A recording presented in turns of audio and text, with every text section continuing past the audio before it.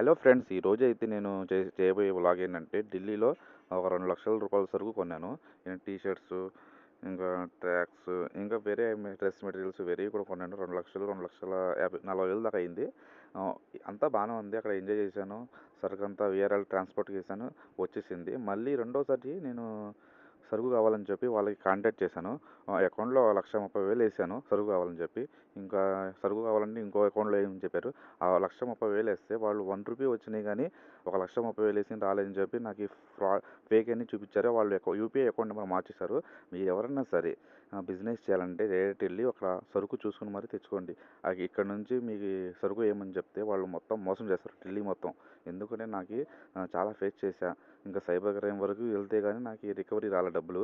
ఎందుకంటే వాళ్ళు ఇచ్చేటప్పుడు ఒక యూపీఐ అకౌంట్ ఇస్తారు. అది వేసిన తర్వాత ఆ యూపీఐ అకౌంట్ మార్చేసి మనకి డబ్బులు పడలేదని చెప్పి మనకు కంగారు పెడతారు. ఎవరైనా సరే వ్యాపారం చేసేవాళ్ళు బిజినెస్ పరంగా అయితే అక్కడ వెళ్ళి చూసుకుని మొత్తం ఏదో ఒక ట్రాన్స్పోర్ట్ ఉంటుంది కదా, తక్కువలో తక్కువ ఏ ట్రాన్స్పోర్ట్ వీఆర్ఎల్ కానీ, నవత కానీ ఏముంటే అవి మన విజయవాడకి వేసుకుని హ్యాపీగా బిజినెస్ చేసుకోవచ్చు. మీకు ఫ్రాడ్ అనేది ఎక్కువ శాతం ఫ్రాడ్ అనేది జరుగుతూ ఉంటాయి. ఎందుకంటే మీరు చెప్పిన మెటీరియల్ అనేది వేయరు. వాళ్ళకి ఇష్టం వచ్చినది వేస్తారు. మీరు 150 మెటీరియల్ ఏమిటనుకోండి, వాళ్ళు 80, 70 రూపీస్ది మెటీరియల్ వేసేస్తారు. అందుకని జాగ్రత్త. ఇలాంటి ఇంట్రెస్టింగ్ వీడియోస్ ఇంకా రావాలంటే మా ఛానల్ని సబ్స్క్రైబ్ చేసుకోండి.